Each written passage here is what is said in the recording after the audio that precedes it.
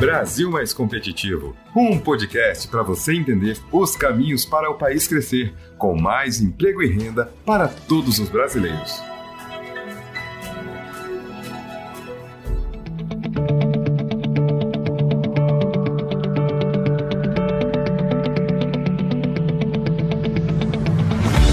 Olá, eu sou Paulo de Tarso Lira. Está no ar mais um episódio BR Mais Competitivo. Esta produção é uma parceria da Frente Parlamentar pelo Brasil Competitivo com o Movimento Brasil Competitivo, MBC. A ideia é apresentar os gargalos, desafios e os caminhos a serem percorridos para o crescimento e desenvolvimento da nossa nação. E discutir os 12 compromissos para um Brasil competitivo, propostos pela nossa frente e pelo MBC, contando com o apoio de mais de 50 entidades setoriais e empresariais.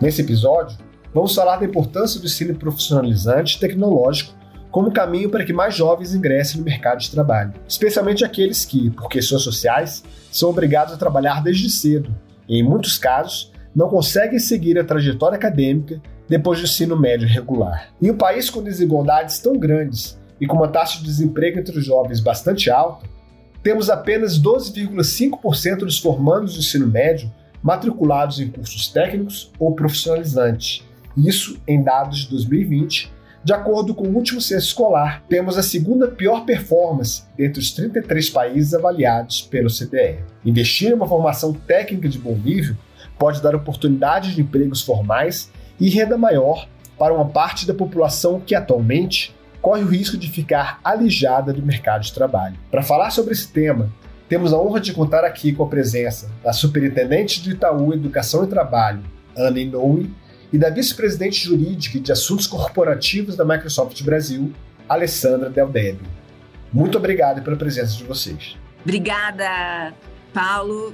Obrigada ao MBC pelo convite, oportunidade de estar aqui com a Ana hoje, aprendendo também, acho que compartilhando um pouco da nossa jornada e do nosso compromisso com o país, com a educação. A gente vai falar, acho que um pouquinho aqui sobre isso hoje, e eu tenho certeza que vou sair desse bate-papo tendo aprendido também com toda a experiência que a Ana vai compartilhar com a gente aqui. É um grande prazer estar com vocês. Obrigada, Paulo. Obrigada, Alê, pelas suas palavras, e ao Movimento Brasil Competitivo também por abrir essa oportunidade. Eu acho que essa conversa que a gente vai ter aqui só vai enriquecer. Eu acho que este assunto é um assunto que é muito central e necessário, né, para a gente ampliar um pouco a compreensão que a gente tem do papel da educação profissional dentro do desenvolvimento social e econômico do Brasil e dos jovens, principalmente, né, da sociedade como um todo. Então, super obrigada. Maravilha. E eu queria começar com você, Ana Inoue. Cada vez mais vemos a participação de empresas privadas estabelecendo parcerias educacionais com escolas públicas para ampliar o acesso ao ensino profissionalizante. Você não acha que ainda assim as experiências ainda são tímidas? E essa timidez acontece porque as empresas não perceberam a importância dessa ação? No caso de vocês, do Itaú Educação e Trabalho, esse cenário ajudou na construção de um novo ensino médio, essa parceria que vocês estabeleceram com as políticas de educação.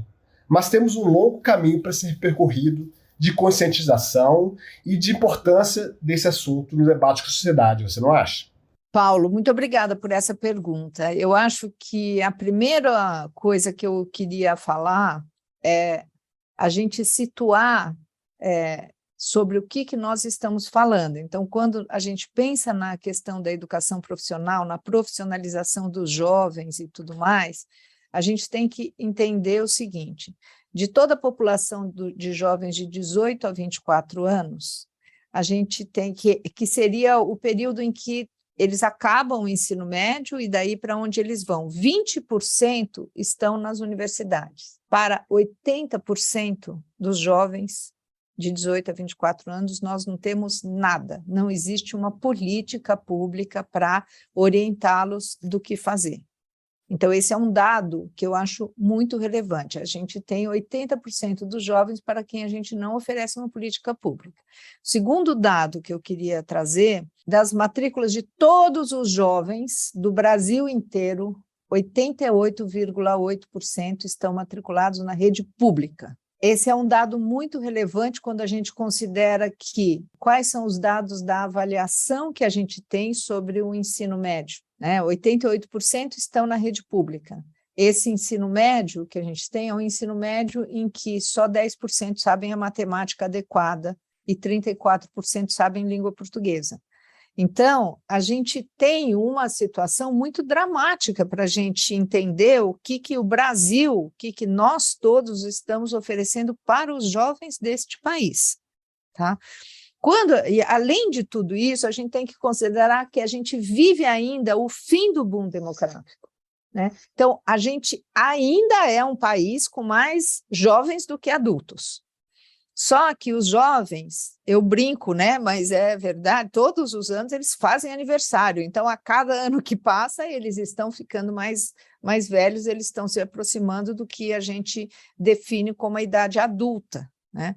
Então, em pouco tempo, o que nós teremos, daqui a 10 anos, esses jovens que têm 18 anos, que estão saindo do ensino médio, eles terão 28, depois 38 anos, o que vai acontecer com o nosso país, entendeu? Que tem mais jovens do que adultos, que não tem uma política de formação, que estão 88% nesse ensino médio que está deixando de ensinar a maioria dos alunos, né? Então, de que futuro que nós estamos falando? Então, quando a gente está pensando nessa questão que você coloca aqui, as empresas privadas estabelecendo parcerias educacionais, a gente precisa pensar isso tendo como pano de fundo esta realidade da juventude brasileira, né?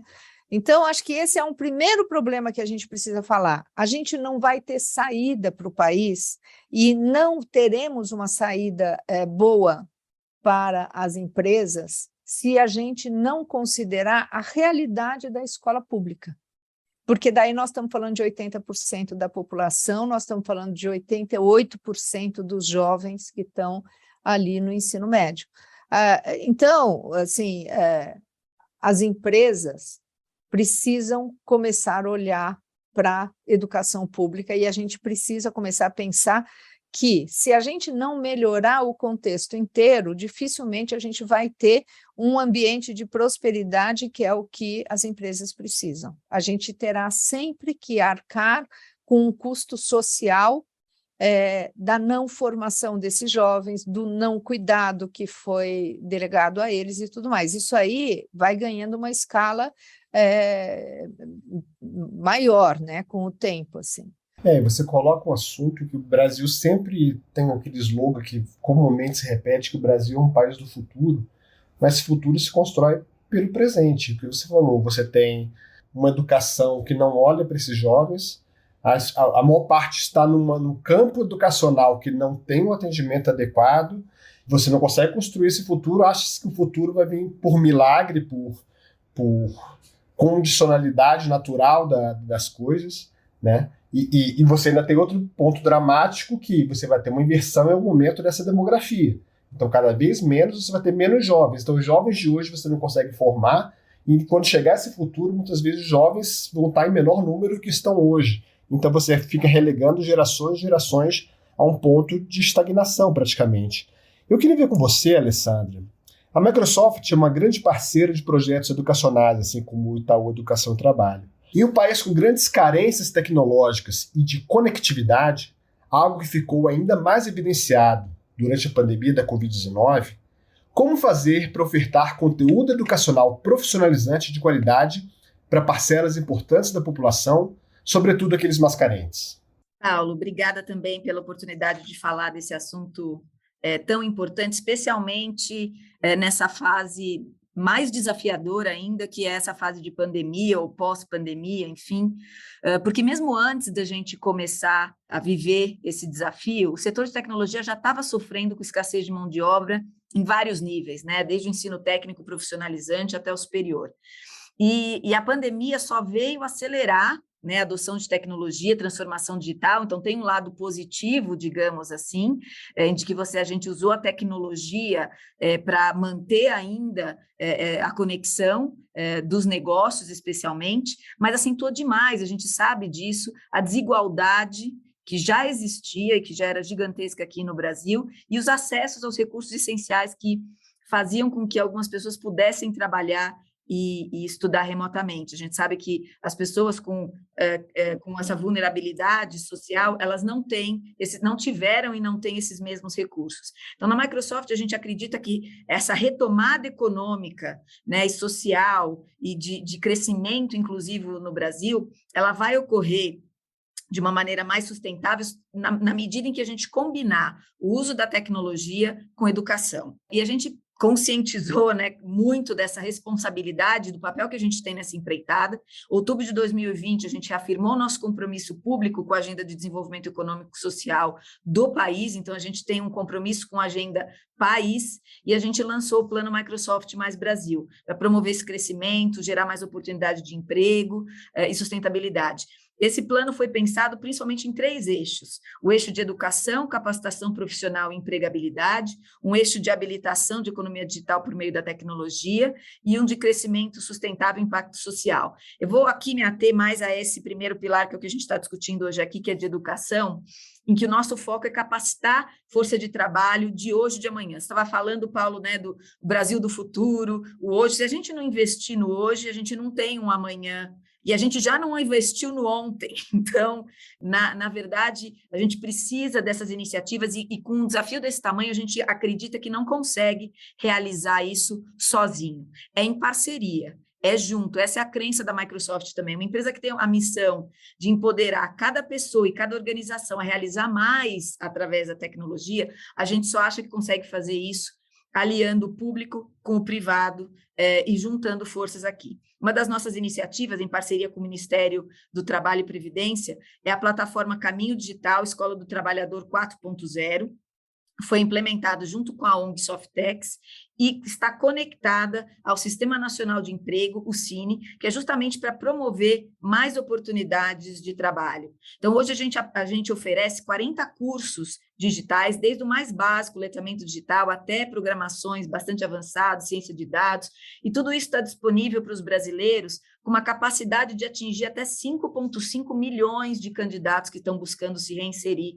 no mercado de trabalho até 2023. A gente tem alguns instrutores específicos, 58 instrutores da Microsoft, que vão orientando de uma maneira personalizada, pelo menos 300 mil usuários. E qual é o grande objetivo aqui? É melhorar essa empregabilidade e conseguir atingir esses 25 milhões de trabalhadores que hoje estão buscando uma recolocação, uma reinserção ou uma inserção nesse mercado de trabalho. A gente quer ajudar com ferramentas de tecnologia, com capacitação a realizar esses matches, essas combinações. Então, eu me capacito, desenvolvo aquele conhecimento e consigo, então, me qualificar melhor para essas ofertas de trabalhos que hoje cada vez mais exigem, né, habilidades digitais. A gente tem disseminado isso, hoje essa é uma iniciativa em âmbito federal, a gente está fazendo e está levando isso para estados e prefeituras, já temos Londrina e estamos conversando com outros aqui, e também a gente se une com algumas instituições estratégicas, como é o caso do CONIF, né, que é um conselho que representa toda a rede dos institutos federais aqui do Brasil, e hoje mais de 500 institutos oferecem cursos da rede de educação profissional, que estão conectados aqui para que a gente alcance e amplie a oferta de mão de obra qualificada no Brasil. Então, que a gente acredita? Que a gente quer potencializar essas parcerias com o setor privado e público para acelerar a oferta de cursos de qualificação profissional e fomentar essa capacitação em tecnologias digitais, gerando novas oportunidades de emprego. Em março de 2022, agora, a gente lançou o Conecta Mais, é um programa que tem 2 frentes de atuação principalmente, que é capacitação e conexão com o mercado de trabalho. Também oferecemos trilhas gratuitas, e aí em tecnologias, lógico, mais voltadas aqui para o mercado de atuação da Microsoft, a nuvem, né, Microsoft Azure, Business Applications, segurança, desde o nível, de novo, mais iniciante até o nível intermediário. E aqui eu queria trazer alguns números de impacto, que muita gente fala de todas essas ofertas e essa facilidade, às vezes, de acesso a esses cursos, mas é importante a gente entender aonde a gente está conseguindo chegar. Então, desde outubro de 2020, quando a gente lançou o Microsoft Mais Brasil, até agosto de 2022, a gente conseguiu alcançar mais de 5.600.000 pessoas com esses diferentes cursos, as diferentes iniciativas de qualificação e requalificação. E mais de 1 milhão de pessoas concluíram pelo menos um desses cursos, que é uma coisa, porque às vezes você começa, mas não necessariamente termina. Então, é importante trazer esses números também aqui. E nesse período, dessas pessoas que se capacitaram, praticamente 100 mil pessoas que fizeram esses cursos estão hoje empregadas. Então, e a gente tem 4 mil professores e tutores que foram capacitados nas iniciativas.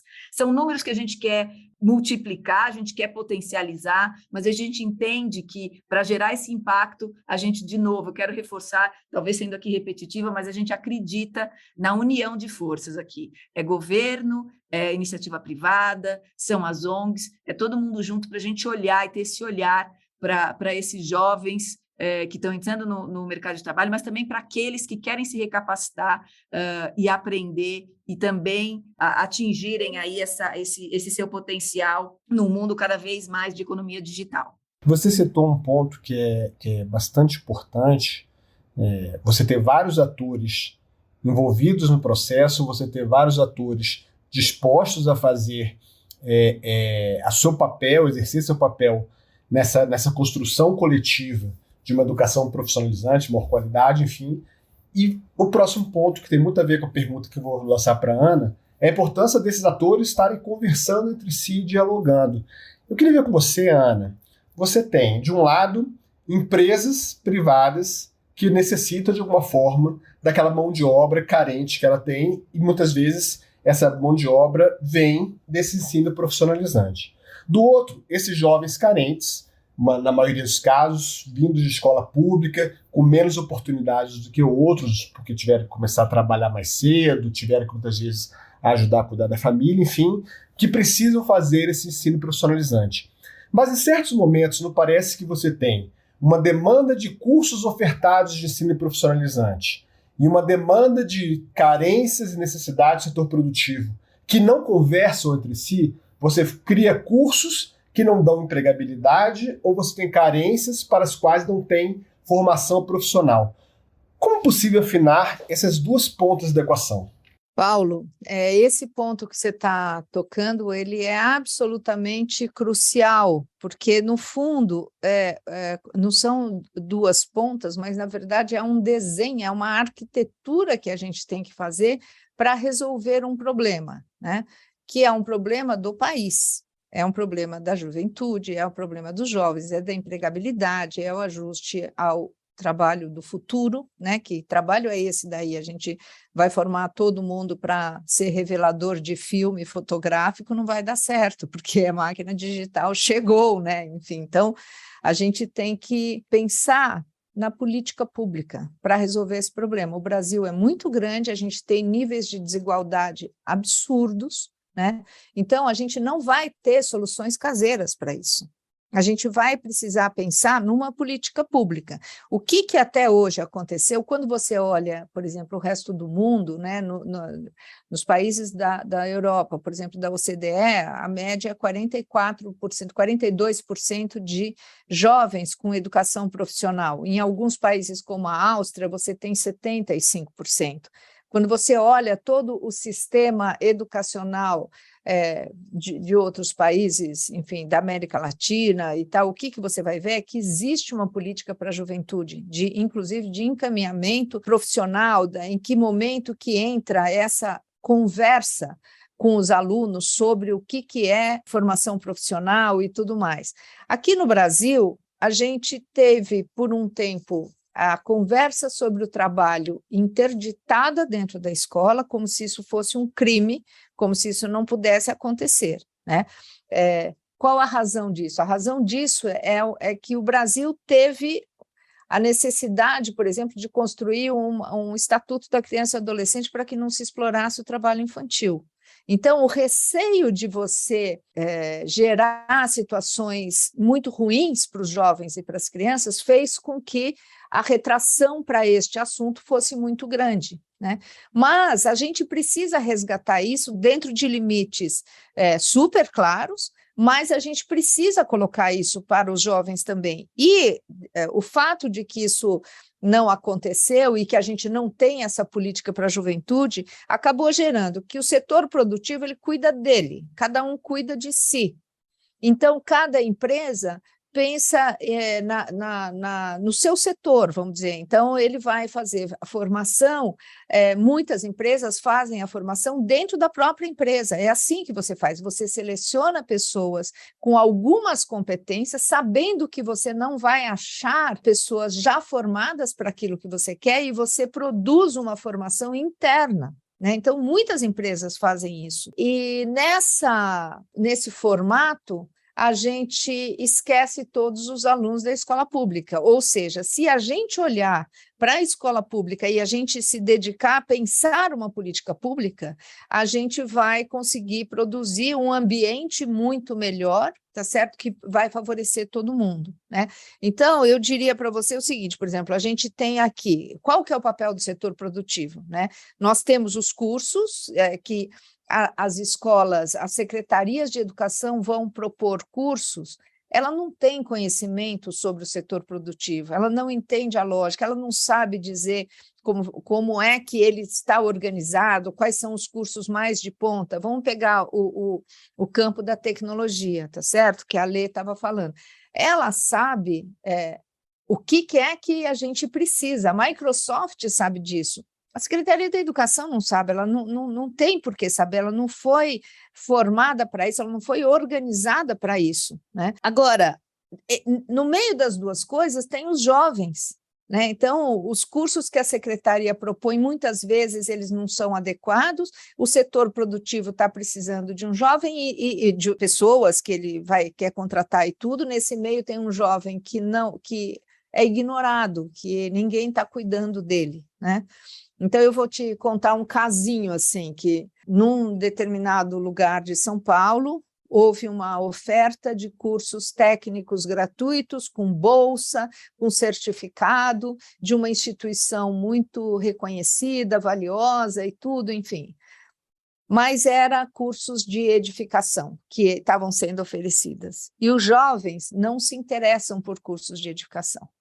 Então, em frente aonde estava sendo oferecido isso, que era um centro comunitário, então tinha um monte de bexiga, guaraná, Coca-Cola e sanduíche, etc. e tal, um jovem foi lá e pintou um cartaz dizendo assim, curso de diri, R$100.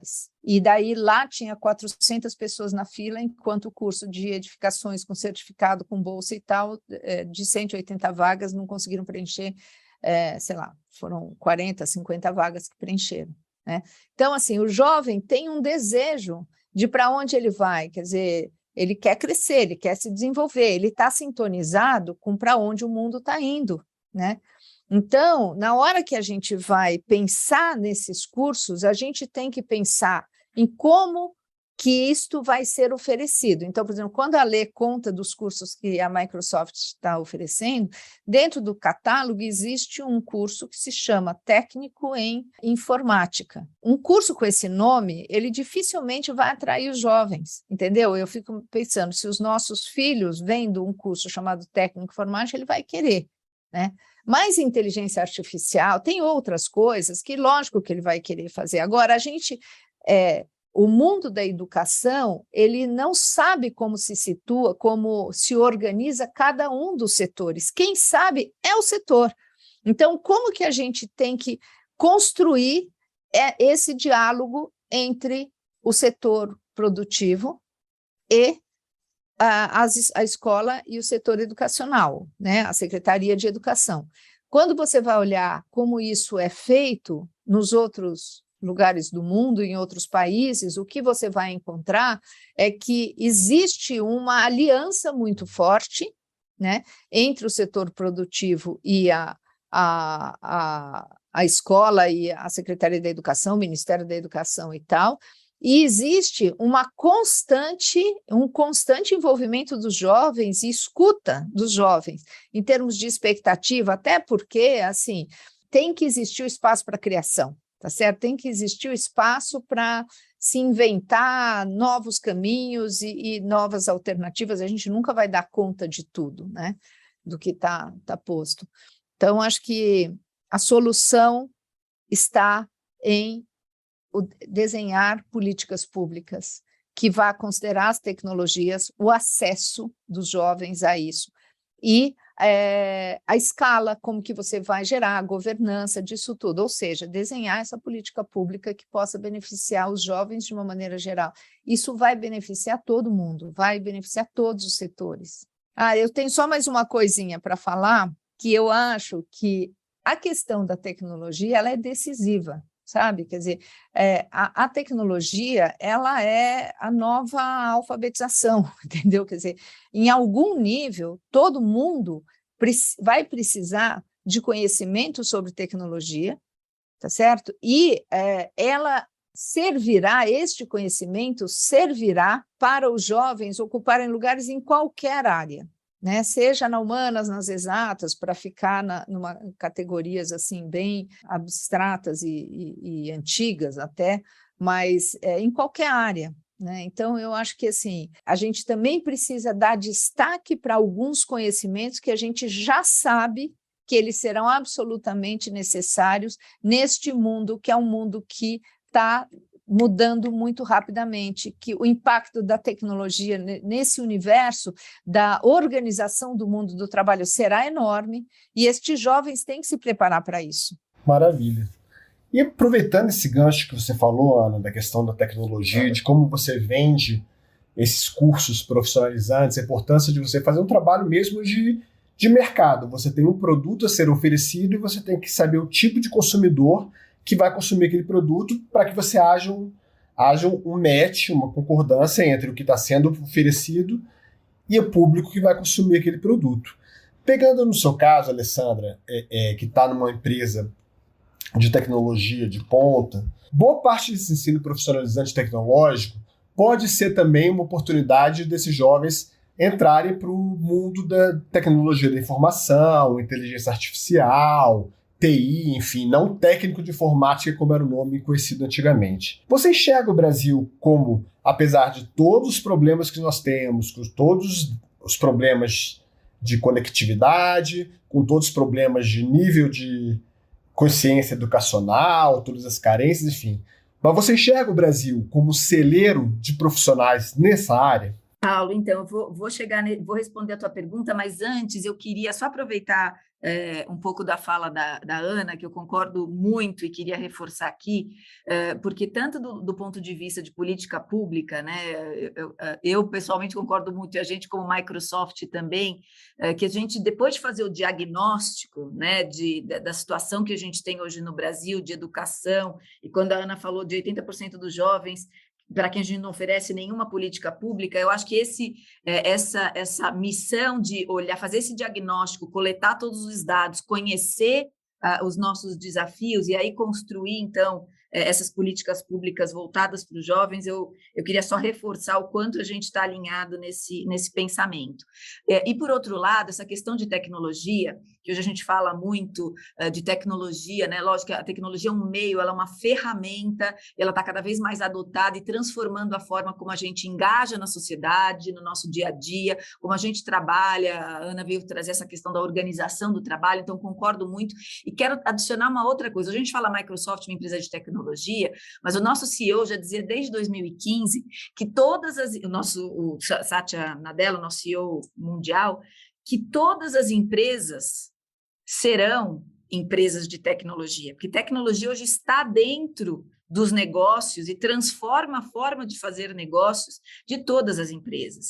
Então, é importante que hoje, quando a gente também pensa no Itaú, o Itaú é uma empresa que usa a tecnologia no seu dia a dia, nos seus negócios, na forma, inclusive mudando seus modelos, muitas vezes, de negócio. Então, eu agora, endereçando aqui a sua pergunta especificamente, sem dúvida, o Brasil é um celeiro de grandes talentos.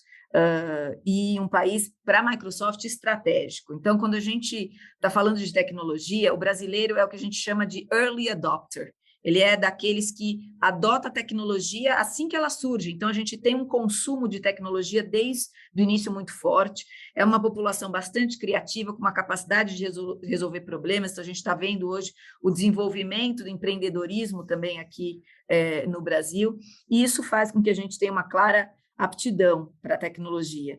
E, por um lado, se a nossa taxa de desemprego diminuiu, ela ainda é bastante alta, especialmente entre os jovens. Quando a gente está falando dos jovens de 18 a 24 anos, esses números chegam a 19%, e a gente tem, como a gente já falou anteriormente, um gap aqui de mão de obra qualificada, principalmente na área de tecnologia, como Data Analytics, computação em nuvem e web mobile. Então, tem um estudo da Brascom, que é de 2021, que fala que até 2025, o setor de tecnologia vai demandar mais ou menos uns 800 mil talentos. E esse estudo confirma que a oferta que a gente tem atual é de 53 mil formandos na área de tecnologia por ano, que não supre essa demanda de 159 mil talentos por ano que a gente já tem hoje. Então, esse gap só vai aumentar se a gente não acelerar essa capacitação em tecnologia, em habilidades digitais, que é cada vez mais exigida no mercado de trabalho. Então, a gente precisa incentivar, né, atrair o jovem, como a Ana estava falando, incentivar mais jovens a seguirem essas carreiras que estão ligadas, né, à tecnologia, mas, de novo, não só essas carreiras de exatas, porque, como a Ana mesmo falou, em todas as áreas a gente vai ter algum nível de conhecimento tecnológico necessário. Então, é ilusório de achar que a digitalização da economia vai precisar de menos mão de obra. A gente vai precisar cada vez mais de pessoas capacitadas para programar, para operar e desenvolver essas novas tecnologias. Então, novos postos de trabalho que estão sendo criados em diferentes setores da indústria. Então, desde essa coisa mais básica do letramento digital, eu gostei de ouvir também a Ana falar dessa alfabetização. A nova alfabetização é você ter esse conhecimento básico, né, digital, e até o uso de tecnologias mais sofisticadas. Hoje a gente não consegue preencher muito disso porque a gente não tem a qualificação necessária. Então, o ensino profissionalizante é uma das saídas, sem dúvidas, mas não é a única. Então, a gente precisa trabalhar na educação de base, estimular esses jovens a escolherem, né, a entenderem a relevância dessas carreiras que passam pela área de tecnologia, e também um foco em diversidade, porque muitas vezes a gente está olhando hoje, quando a gente olha para esse setor mais puramente tecnológico ainda, a gente vê muito pouca diversidade. Então, a gente vê algumas maiorias minorizadas, então a gente precisa atrair mais mulheres, pessoas LGBTI, negros, enfim, para essas áreas técnicas também, e desde o início, né? Mostrar essa possibilidade, mostrar essa carreira como uma alternativa. Então, desenvolver uma cultura aqui de aprendizagem, né?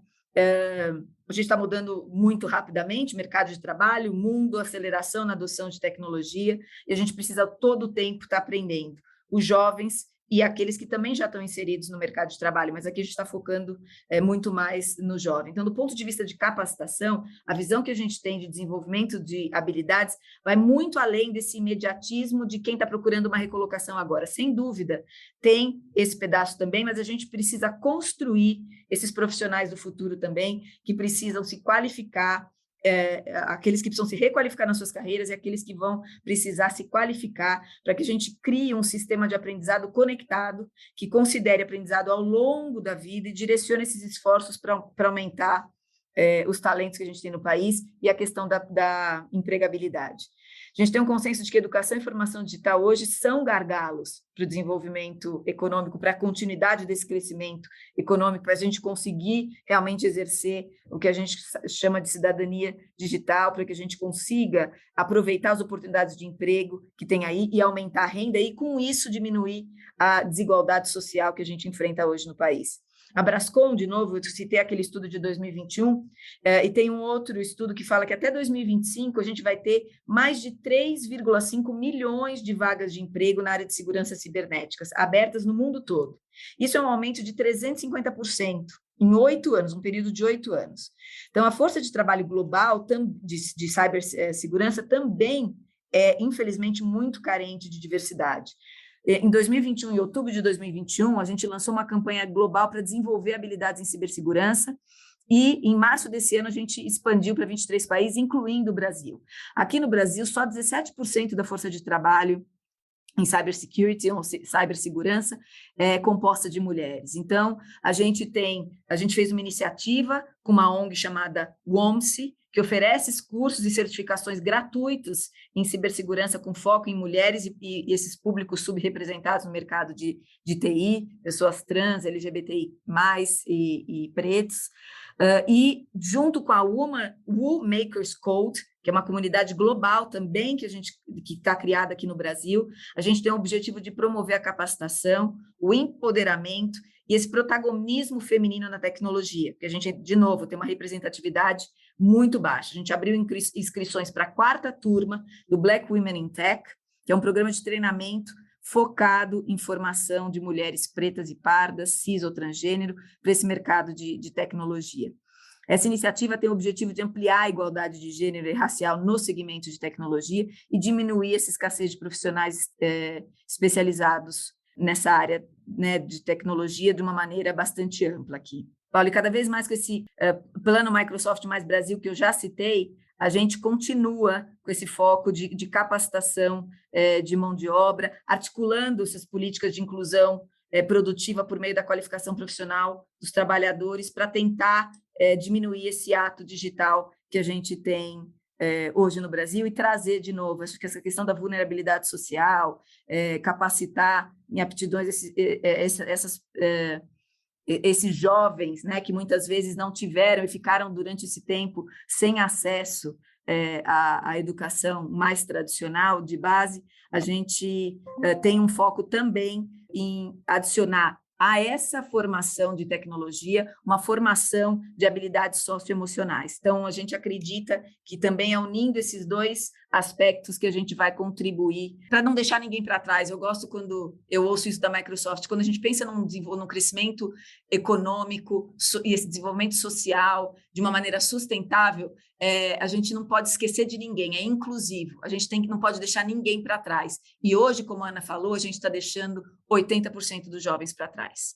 Mais uma vez, quando vocês falam e expõem assuntos diversos desse tema de competitividade, a gente percebe que nós temos uma situação global e que é fundamental que cada parte, cada ente que esteja envolvido nesse debate consiga olhar não só para as próprias realidades, demandas e carências, mas procure caminhos para que a sua realidade converse, dialogue com a realidade das pessoas que estão à sua volta, ou das empresas que estão à sua volta, para que esse trabalho seja mais efetivo. A gente vê, Ana, que sem uma melhoria no nível educacional, seja profissional, seja tecnológico, seja ensino médio regular, enfim, ou ensino superior regular, sem um salto de natureza efetiva nesse setor, o Brasil não ganha competitividade. O Brasil perde competitividade perante os seus players e seus parceiros internacionais. O MBC recentemente lançou um manifesto mostrando que a competitividade e a produtividade do trabalho no país está semi-estagnada desde a década de 80. Entre 1981 e 2020, nós estamos falando de um período de 2 décadas, quase 30 anos, o crescimento médio anual de produtividade ficou entre 0,3%, se considerarmos a métrica de produtividade por pessoal ocupado, e 0,9% se formos considerar a métrica de produtividade por hora trabalhada. Isso no nível mundial. O Brasil está muito atrás disso. Você acha que existe diferença para efeito de competitividade prática entre uma política de valorização do ensino profissionalizante, investir em políticas de treinamento desses jovens, ou seria melhor manter a atual estrutura, o atual pensamento que existe na sociedade brasileira de que o ensino médio e o ensino superior regular que vão trazer esse nível de competitividade e de excelência para o país? Existe alguma correlação entre os dois? Existe a necessidade da gente pensar que você precisa ter um ensino técnico articulado a uma formação geral robusta. Porque nós queremos um jovem que esteja sintonizado com esse mundo, que saiba tomar decisão. Se você for conversar com o pessoal da Microsoft, você vai saber o tipo de perfil que eles querem. Eles não querem um cara técnico que não saiba pensar, que não tenha senso crítico, que não saiba tomar decisão, não saiba estabelecer relações. Muito pelo contrário, né? Então, a articulação entre o que é potente hoje é você articular uma formação técnica de qualidade com uma formação geral robusta. É isso que nós precisamos fazer, esse é o desafio que está posto, tá? Então, esse é um primeiro ponto, quer dizer, que eu acho que é super importante a gente saber. No Brasil, a gente viveu uma dicotomia entre uma formação geral, acadêmica, a universidade e o ensino técnico, como se isso fossem pedaços de mundos diferentes, quando, na verdade, eles são etapas de uma formação profissional desejável para todo mundo, né? Então, o que é desejável? É que o ensino técnico faça parte da etapa inicial do jovem. Você tem no Brasil jovens que aprendem a trabalhar trabalhando desde os 14 anos ou dos 16, ou enfim, e que eles já entram no ensino médio ou saem do ensino médio com algum conhecimento sobre o trabalho. E você encontra pessoas que não têm esse conhecimento. De qualquer forma, a educação técnica profissional, ela, como parte do ensino médio, ela enriquece, ela pode enriquecer a vida deste jovem, né? Ela pode trazer para ele uma outra condição dele continuar os estudos, né? A Alê falou uma coisa super importante, que é a aprendizagem ao longo da vida. O que nós temos hoje é um mundo que ele está em constante transformação. Imagina um médico que entrou na faculdade de medicina, tá bom? Ele entrou na faculdade de medicina em 2017. Aí, em 2020, ele está no meio da faculdade de medicina, vem uma pandemia, vem vacina, entendeu? Quer dizer, quando ele sai, o mundo é outro, ele é médico, como é que ele vai se relacionar com isso? E não é só isso, né? Todo o conhecimento que vem até para doenças, porque assim, a pandemia e a Covid não eram tão conhecidas e tudo, mas o mundo avança assim muito no conhecimento das doenças, no diagnóstico e tudo mais. E os médicos, se eles entrarem na faculdade, fizerem os 6 anos de medicina, saírem e não se atualizarem, eles não vão ter espaço no mundo. Ou seja, a aprendizagem está posta ao longo da vida para quem faz um curso técnico ou para quem faz um curso universitário, né? Então, a gente vai precisar sempre olhar para isso daí. Isso faz uma grande diferença. Para a gente conseguir ter este nível de competitividade que a gente tem, está mais ou menos pacificado que a gente precisa formar as pessoas, tá certo? Até agora tem empresas que formam indoors, tem assim, dentro delas mesmo, e tem empresas que fazem outras coisas. Eu vou contar rapidamente a experiência de Araripina, que é uma cidade no oeste de Pernambuco, né, onde a Votorantim tem lá uma planta, e o que ela fez é que ela se articulou com a Secretaria da Educação, né? E junto com isso a Schneider veio junto, outras empresas, então hoje a Auren Schneider, né, provocados pelo Instituto Votorantim, compõem uma articulação bastante firme e robusta com a Secretaria da Educação para construir o itinerário formativo de toda a cadeia produtiva da energia renovável. Então, tudo que precisa ter está lá posto, orientada pela Votorantim, com a parceria junto com a Secretaria da Educação. Com isso, temos uma escola pública vocacionada para a questão da energia renovável, com o que há de mais moderno, entendeu? As placas solares mais modernas, as bancadas mais modernas estão postas lá nessa parceria. Isso é uma coisa que todo mundo ganha. A Votorantim ganha, os jovens estão ganhando, então, assim, foi uma situação bastante emocionante olhar que um dia de semana, às 8 horas da noite, em Araripina, que é uma cidade pequena, você tinha 300 jovens interessados em ouvir o grupo da Secretaria e da Votorantim tal falar sobre energia renovável, né? Então, assim, existem experiências que estão postas. A outra coisa que a gente tem que pensar, que eu também uso uma imagem que é assim, Se você plantar alfaces, você vai colher alfaces em 3 meses. Se você quer maçãs, você vai ter que plantar maçã e vai ter que esperar. Não vai ser em 3 meses que a gente vai colher. Então, a gente não consegue formar as pessoas num vapt-vupt, assim, muito rapidamente e de uma forma superficial. Não, a gente precisa compreender de que existe um investimento grande que precisa ser feito em pessoas. Isso requer tempo, dedicação e dinheiro. A gente vai precisar fazer esse investimento, organizar como que nós vamos cuidar. Esta população, estas pessoas que a gente precisa investir, elas têm cara, elas são população de baixa renda, elas são mulheres, são negros, e então, assim, quando a Alê fala da questão da diversidade, hoje está um pouco na moda da gente falar bastante de diversidade e tal, mas a gente precisa encarnar que a população que a gente precisa formar e que a gente precisa querer que seja bem formada é uma população que a gente se acostumou, a gente normalizou de uma forma totalmente anormal, né? A gente está amortecido um pouco com uma certa indiferença em relação a uma parte muito significativa da população, que a gente acha que é meio natural eles não terem acesso a uma série de coisas, eles não saberem um monte de coisa, né? Então, assim, o custo da desigualdade, talvez o mais caro de todos seja esse, seja o fato de que existe uma indiferença no país ao fato de que só 10% sabem a matemática básica, porque nós estamos falando da educação pública.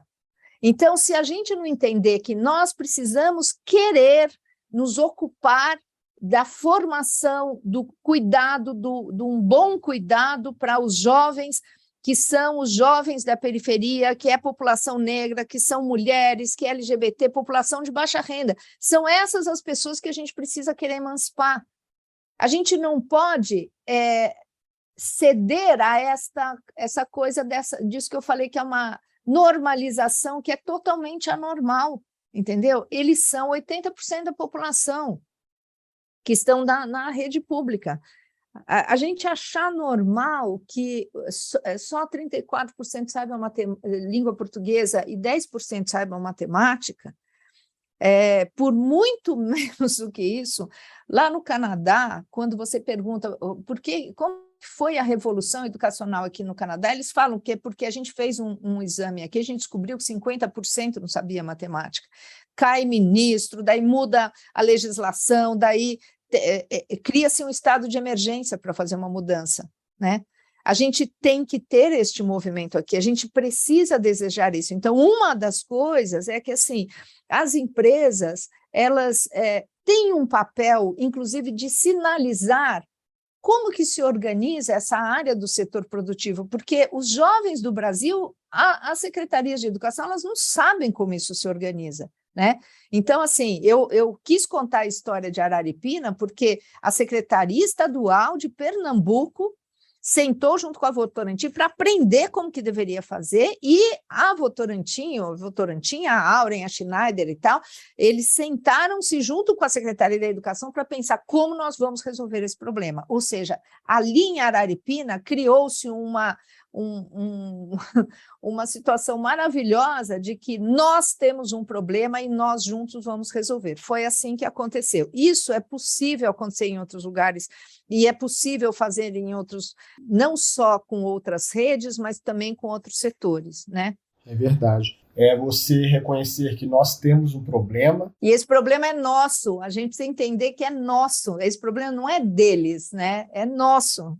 Que problema é nosso, porque muitas vezes a gente fala, nós temos um problema, mas eu posso resolver por aqui sem me envolver, sem ter trabalho para fazer isso com outras pessoas, sem as que a gente está aqui.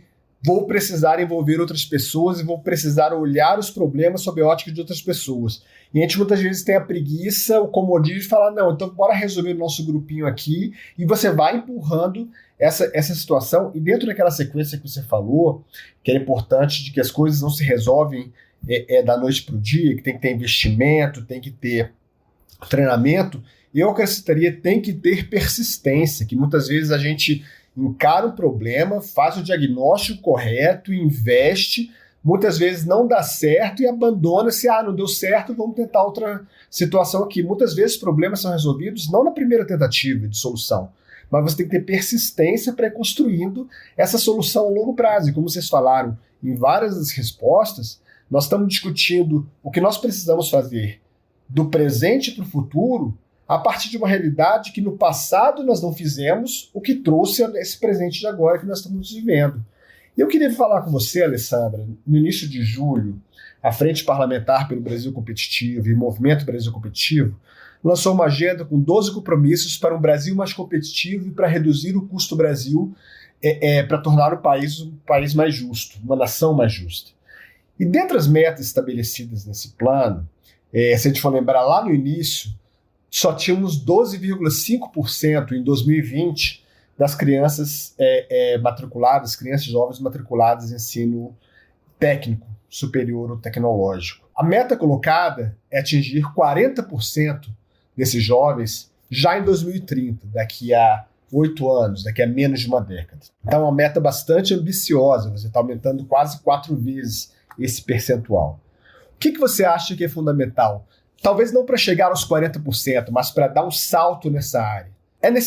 São necessários mais recursos, mais investimentos, ou é preciso uma mudança de mentalidade entre o público e o privado, ou é um casamento dos dois? O que é possível fazer, o que é necessário fazer para a gente dar esse salto de matrículas?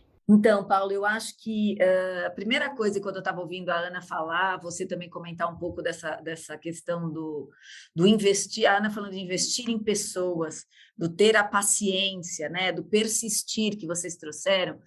Eu tenho, ultimamente, quando eu vejo as lideranças públicas, privadas, enfim, eu tenho visto um traço que eu também acho, para além de tudo que vocês falaram aqui, que é a coragem. A gente precisa de coragem. E coragem, muitas vezes, a gente associa, né, com essa bravura de enfrentar, de lutar, de fazer, de enfrentar o mesmo, a despeito do medo, você ir lá e realizar e executar. Sem dúvida tem tudo isso, mas se a gente for olhar para a etimologia da palavra coragem, e eu vou voltar para a tua pergunta específica, mas eu quero realmente trazer um pouco disso, é agir com o coração. Coragem é agir com o coração, é cor de coração, e o atium do latim de ação. Então, eu sinceramente acho dessa combinação de iniciativas, né? Então, você está falando do aumentar os investimentos, do mudar a mentalidade, eu acho que é um pouco da combinação, eu vou falar disso agora, mas a gente precisa ter coragem, a gente tem coragem de enfrentar, agir com aquele coragem, porque é pensando que a formação, que a capacitação, que dar acesso para todos, que construir uma realidade mais socialmente justa, de gerar uma economia mais plena e desenvolvida e sustentável, e está tudo muito conectado, a gente precisa ter coragem. Acho que todos nós, e de novo, o problema não é do outro, é de todos nós. Então, esse é o meu convite, cada vez mais, para todos aqueles que se envolvem e se importam. Para mim, o tema que é central para a gente ter um país decente, o país que o Brasil merece ser. Quando a gente está falando agora, então, nos cursos técnicos, a Ana já tocou um pouco nisso, a gente pode desenvolver isso de uma maneira articulada, né, com o ensino médio, eles podem ser subsequentes, eles podem vir depois do ensino médio, então faço o ensino médio, depois faço um curso técnico, os jovens, enfim, eles podem ser feitos pelos estudantes que concluíram o ensino fundamental, ou ao mesmo tempo para aqueles que estão cursando o ensino médio, enfim. Eu acho que aqui o importante, como a própria Ana falou, ele já vem com essa possibilidade de atrair, chamar o jovem para conhecer sobre essas diferentes profissões, o mais cedo possível, né? Existem várias, então, possibilidades, e mostrar essas várias possibilidades para o jovem. Hoje existe bastante investimento, tanto público quanto privado, em capacitação técnica e profissional. Mas será que o como e o onde a gente está fazendo esses investimentos é o ideal? Será que esses atores público e privado estão se articulando, estão se conversando? Provavelmente não no nível que deveria estar acontecendo, provavelmente não, porque senão a gente teria políticas públicas que endereçassem muito mais esse ambiente das carreiras técnicas e dos jovens, né? A gente precisa continuar articulando também a expansão da educação profissional e tecnológica nos estados. Hoje, quando a gente olha para a resolução número 1 de 2021 do Conselho Nacional de Educação, né, as diretrizes circulares nacionais gerais para educação profissional e tecnológica, a gente vê que já tem trilhas formativas, né, para os alunos, que são os conhecidos itinerários formativos, que vão fazer de uma forma mais dinâmica, né, inovar a forma como os estudantes estão adquirindo conhecimento. Eu sei que da forma como eu aprendi há muitos anos atrás, é muito diferente da forma de aprendizado hoje. Por isso que não é só o conteúdo, mas é muito mais essa forma de aprendizado também. Então, aí eu entro nessa questão da mentalidade também. Então, introduzir uma nova modalidade, né, que a reforma do ensino médio está trazendo, né, de abrir a participação do setor público, né, também como um ator nessa caminhada, nessa jornada do estudante é muito importante.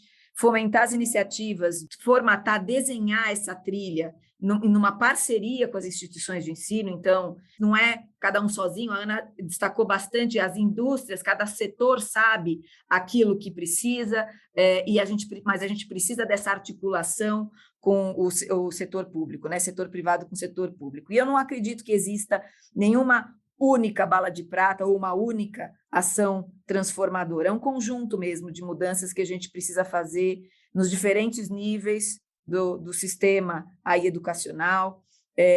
Além de pensar em aumentar investimentos, a gente precisa pensar em distribuir melhor esses investimentos, né, para potencializar as diferentes estratégias do setor público, olhar para o ensino médio da escola pública, onde estão 88% dos jovens, como a própria Ana já destacou. Então, essa parceria do público e do privado, né? Então, não é só o público que tem essa responsabilidade, o privado também tem essa responsabilidade de fazer essa associação, essa parceria na educação, para que a gente crie essas trilhas de conhecimento que dialoguem com as diferentes demandas dos diferentes setores e consigam realmente trazer o estudante para essa jornada dele, para a caminhada cada vez mais de ascensão, de possibilidade, de novas possibilidades, de novas oportunidades e novos degraus aí nessa jornada educacional, com melhor aproveitamento das disciplinas no ensino superior.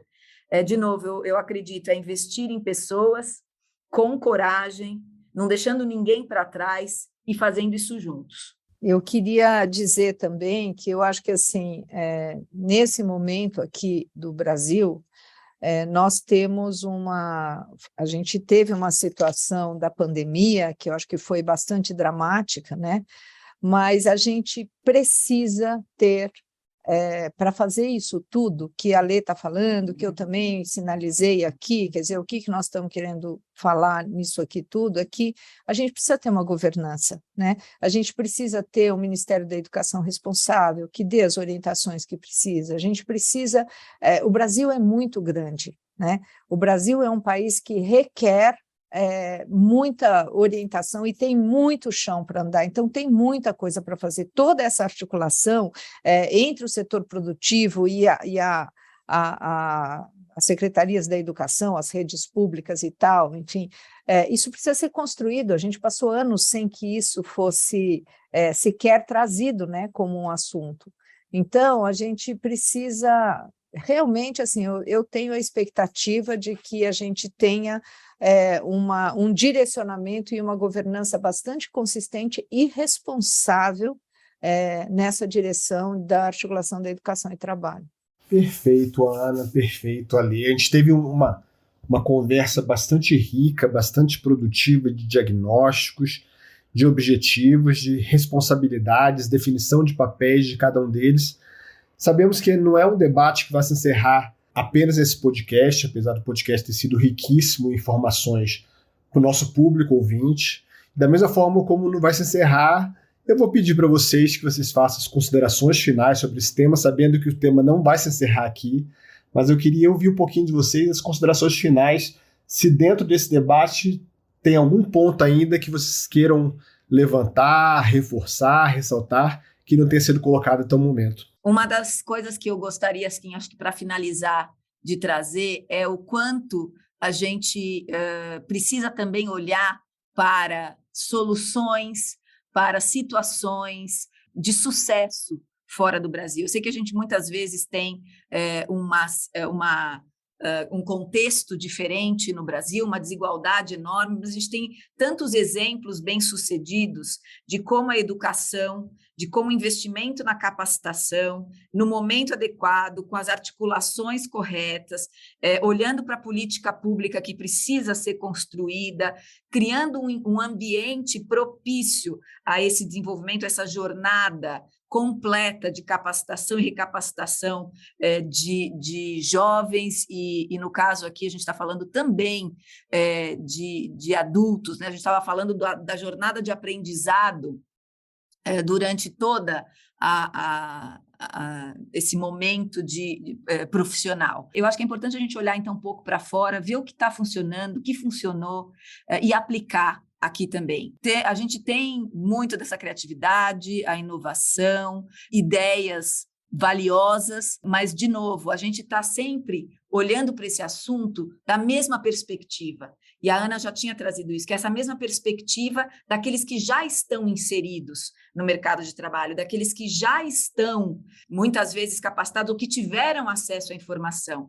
Quanto mais a gente trouxer para esse debate, quanto mais a gente capacitar e trouxer e ampliar a diversidade, e a gente fala que ampliar a diversidade, apesar de ser um tema da moda, é muito mais do que justiça social, é diferencial competitivo hoje. Se a gente quer continuar relevante na sociedade em que a gente está inserido, a gente precisa trazer para dentro, ter a representatividade da sociedade em que a gente está. Então, a Microsoft só vai conseguir ser uma empresa relevante no Brasil, e cada vez mais relevante, se ela conseguir atrair, reter e desenvolver talentos diversos que representem a sociedade onde ela está. Então, eu acho que a gente podia aplicar esse mesmo racional, esse mesmo raciocínio para a questão da educação. A gente trazendo, né, incluindo cada vez mais, a gente vai conseguir acelerar, né, a gente vai conseguir gerar mais criatividade, mais soluções inovadoras, inclusive para endereçar as questões de educação hoje. Quando a gente olha para o mundo hoje, eu acho que tem algumas áreas que gritam para a gente e que estão sinalizando esse futuro e que a gente tem que encarar e que os jovens são sensíveis a essa área. Essas áreas são áreas que têm apelo, né, para eles. E são elas a questão da economia digital, né, toda a questão da tecnologia, que é um pouco isso que a gente já falou bastante e que daí a Lê, enfim, deu a letra toda aí e tal. Tem a economia verde, da sustentabilidade, da agricultura, agricultura familiar, o agronegócio, a questão da floresta em pé, todo o conhecimento que existe da criação de crédito de carbono, a economia criativa da cultura, né, da promoção dessa riqueza que a gente tem aqui no Brasil, e a economia dos cuidados, né, da saúde, de cuidar de si, de cuidar do outro, de um país que vai ter mais idosos do que jovens em breve, né? E que a gente precisa olhar para isso, porque isso vai impactar o mercado de trabalho na hora que você vai ter mais pessoas idosas e mais velhas trabalhando, entendeu? Vivendo mais tempo, né? Consumindo coisas e serviços e tudo mais. É muito necessário que a gente se organize o mundo do trabalho e tenha essa perspectiva de futuro, de horizontes para os jovens. É isso, muito obrigada. Maravilha, Ana. Pegando, só para concluir o gancho que a Alessandra falou da coragem, que muitas vezes pessoas confundem coragem com voluntarismo.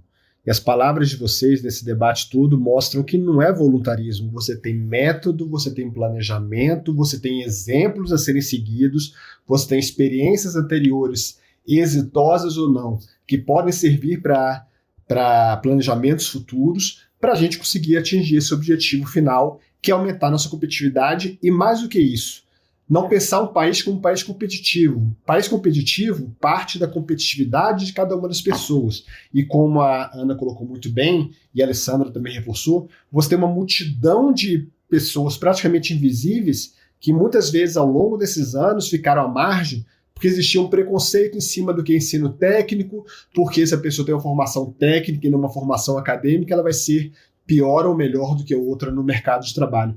O mercado de trabalho necessita de profissionais de várias experiências, com várias formações, e cabe ao país, enquanto nação que projeta uma sociedade melhor, oferecer as oportunidades acessíveis para que cada um escolha o seu próprio caminho. E eu queria dizer que com isso chega ao fim mais um episódio do BR Mais Competitivo, o podcast para você entender os caminhos para o país crescer com mais emprego e renda para todos os brasileiros. As propostas aqui debatidas e outras apresentadas sobre esse tema discutido hoje estão disponíveis para vocês no nosso site fppelobrasilcompetitivo.com.br. Agradeço imensamente a presença da Ana Inoue, superintendente do Itaú Educação e Trabalho, e de Alessandra Del Débio, vice-presidente de Assuntos Jurídicos da Microsoft, nesse debate sobre os desafios para aumentar a presença dos jovens nos ensinos profissionalizantes e tecnológicos, fator essencial para a melhoria da competitividade do país. E agradeço a vocês pela audiência qualificada em um tema tão importante para todos nós.